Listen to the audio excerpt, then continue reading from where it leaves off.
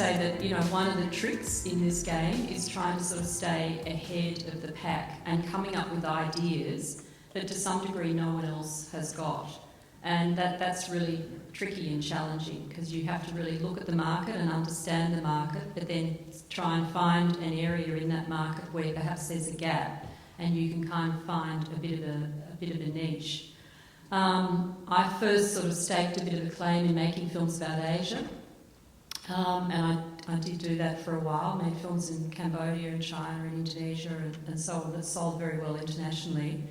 But in the late 90s, it got quite hard getting pre-sales for those sort of stories in Australia because there was a real emphasis on wanting Australian content.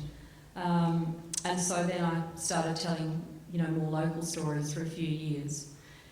In the past, I suppose, 7 years, I've tried to create a bit of a niche in the nature environment genre, science, nature, environment. I'll go through 2 case studies quite quickly of stories. The first one is a story called Seed Hunter, which is a 1-hour science nature documentary that I started developing in about 2006. It's essentially the story of an Australian scientist who lives in the Middle East, and for his job, he goes out and he collects ancient crop seeds. And I first heard this guy on the radio talking about his work, that he sort of goes to these really remote parts of the world and collects these ancient seeds, and he's trying to sort of capture those seeds before they disappear and get lost by the influx of all the modern varieties that's now moving through agriculture in the developing world in particular. So to me it was just a really great story, and I love the adventure, sort of Indiana Jones side of it, and it also tapped into, you know, stories of, you know, I guess biodiversity, you know, the importance of biodiversity, tapped into climate change, and a lot of issues that I thought were really timely and topical. And this, I have to say, is before the inconvenient truth. So I was very much ahead of the pack at that time. It was before even, you know, food shows had started really becoming really popular. Up near the North Pole, a lone scientist carries a precious consignment to one of the most remote places on Earth. Tunnelled into an Arctic mountain, safe from any global disaster, they call it the Doomsday Vault. Stored inside is the key to the very survival of the human race. These tiny, unassuming seeds are centuries old. They stand as the last line of defence against a looming catastrophe. Trying to explain it was just really hard because all people could see was this guy wandering around in a field picking up seeds, and they were just looking at me as I was completely nuts. And I was going, no, it's going to be amazing, you know, he's going to go on this journey, you know, to the end of the world collecting these seeds. And anyway, the first ones who said no was the ABC, who just couldn't get it at all, which was very disappointing because I was sure that, you know, I had an Australian scientist and they would support it. So I then headed off to international markets and got a bit of interest, but people really wanted to see something. They wanted to get a sense of the story. And meanwhile, it was this trip that he was going to do to Central Asia was getting closer and closer. And I managed to get a little bit of money from the Australian Film Commission. And in the end, I went to a very unusual source. I started going to government aid organisations who were working in agricultural development in the developing world, and also farmer groups and AusAid.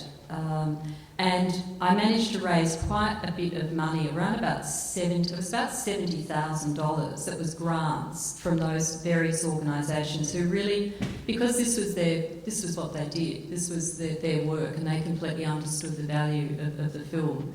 And with that money, I was able to go on the trip and get a crew and film it, and then I cut a really strong trailer, a 5-minute trailer of the story, and then again hit the international market. And once I showed people the trailer that was quite similar to this, people just got it immediately and were really excited about the story.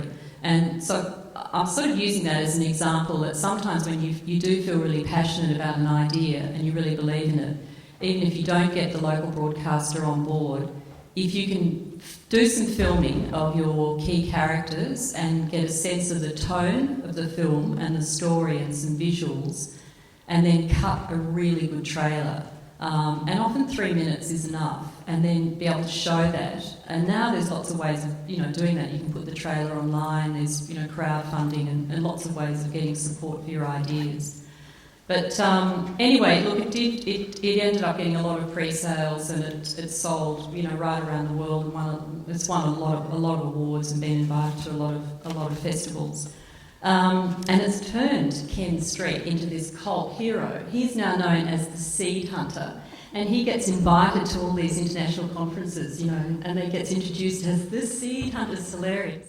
I remember the ABC National Geographic ran a pitching competition at the AIDC, which is the Australian International Documentary Conference that happens once a year, and they were going to give some money to the best pitch, and I thought it was worthwhile putting in an idea. And sometimes it is really good to think local, to think about what you know and what can be local but is exceptional. And I remembered this little penguin colony at Phillip Island, which is just outside of Australia. And it's a place that I used to go to a lot when I was a child.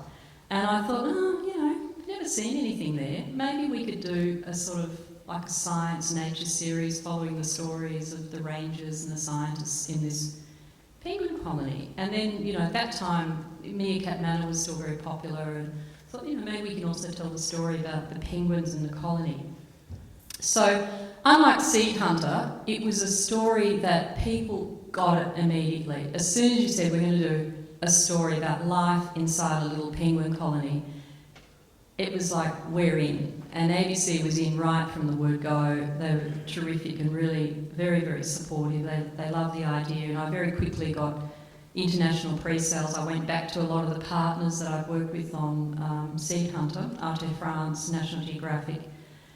And then I managed to get BBC One on board, which was a bit of a coup, because I think I was like the first natural history producer, literally outside of the UK, and even in the UK, to get a natural history series commissioned from BBC, because most of their nature program is all done in-house in their own natural history unit.